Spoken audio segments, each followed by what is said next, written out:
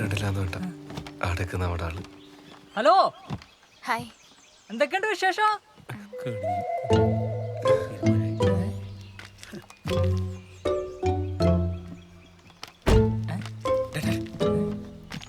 ഓളോടത് മാത്രം ചോദിക്കരു. ആ വിശേഷം പ്രശ്നമല്ലേ? അനക്കിന് തിരിച്ചു പോകുമ്പോ മോക്കും ഇതുപോലെ തന്നെ വേണ്ടേ? വേണം. അപ്പൊ ഇനി ചോദിക്കല്ലേ? ഇല്ല. ആത്തുണ്ട് വെച്ചോ. നല്ല നായികളെ റഫീഖേ, അന്നേരം ഓളെ കൈമ ചാലിയത്ത് എന്റെ ഭാഗ്യട്ടാ. സത്യം.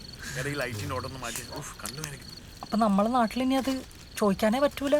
പ്രത്യേകിച്ച് കല്യാണം കഴിഞ്ഞവരോട് എന്നാ, അവരേത് രീതിക്ക് എടുക്കാന്ന് പറയാൻ പറ്റില്ല. നാട്ടിൽ വന്നിട്ട് ആളുകളെ കാണുമ്പോ വിശേഷം ചോദിക്കാൻ എങ്ങനെയാ? അല്ല റഫീഖേ, എനിക്കിതെന്തെല്ലാം ചോദിക്കാണ്ട്. ഹവാദിന്ന് ചോദിച്ചൂടെ? കൈഫാലത്ത് ചോദിച്ചൂടെ? ഒന്നുമില്ലേ നിനക്ക് സുഖല്ലേന്ന് വെച്ചൂടെ? ചോദിക്കുന്നതിന്റെ ഒരു സുഖം ഉണ്ടല്ലോ. അതിനൊരു സുഖമുണ്ട്. ഭയങ്കര സുഖാണ്. നിങ്ങളുടെ സമയം പോക്കാണ്ടേ ഇതാണ്ടടി. വേണ്ട സന്തോഷേ, ഹറാമാണ്. വെള്ളം ഒഴിക്കാണ്ട് അവിടെ വെച്ചോ. ഹലാലായിട്ടുള്ള ചിപ്സ് ഉണ്ട്. മീൻ ചാപ്സ് ഉണ്ട്. ആ, അത് ഹലാലാണ്. ഗുല, ഇതെല്ലാം ഉണ്ടല്ല മോളിലിരിക്കുന്നവൻ പറഞ്ഞ് സെറ്റാക്കിയ കാര്യങ്ങളാ. ഇപ്പൊ എന്റെ കാര്യം തന്നെ എടുത്ത് നോക്ക്.